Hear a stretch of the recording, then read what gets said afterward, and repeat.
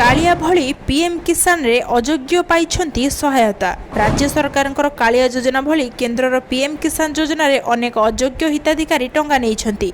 केंद्र कृषि मंत्री नरेंद्र सिंह तोमर लोकसभा रे रखिथिबा लिखित उत्तररू एहा जणा पड़िछि। मेरे किसान भाइयों बहनों को मेरी तरफ से नमस्कार। मेरे किसान भाइयों बहनों, मेरे इन शब्दों को आप ध्यान से सुनिए।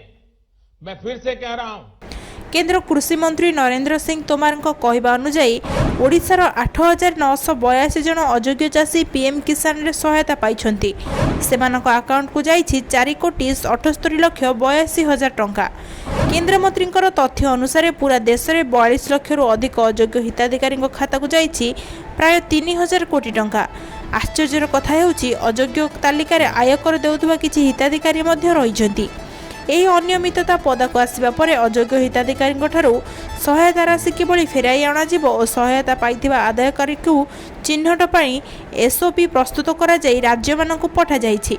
ସେହିଭଳି ହିତାଧିକାରୀଙ୍କର ସରଜମିନ ଯାଞ୍ଚ ପାଇଁ ମଧ୍ୟ କୁହାଯାଇଛି। ଅତୀତରେ କାଳିଆ ଯୋଜନାରେ ଅଯୋଗ୍ୟଙ୍କ ଠାରୁ ଟଙ୍କା ଆଦାୟ ପାଇଁ ରାଜ୍ୟ ସରକାର ପ୍ରୟାସ କରିଥିଲେ, କିନ୍ତୁ ଅନେକ ବିବାଦ କାରଣରୁ ତାହା ସମ୍ଭବ ହୋଇପାରିନଥିଲା।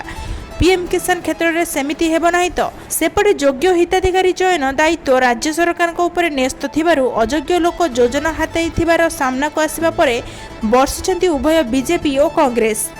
राज्य में 40 लाख चाषी पीएम किसान योजना पई योग्य विवेचित होइथिले। सेमाने पंजीकरण करथिले मध्य समस्तଙ୍କୁ सहायता मिल नथिला, जहाकु नै केंद्र मंत्री धर्मेंद्र प्रधान मुख्यमंत्री नवीन पट्टनायक को चिठी लिखिथिले।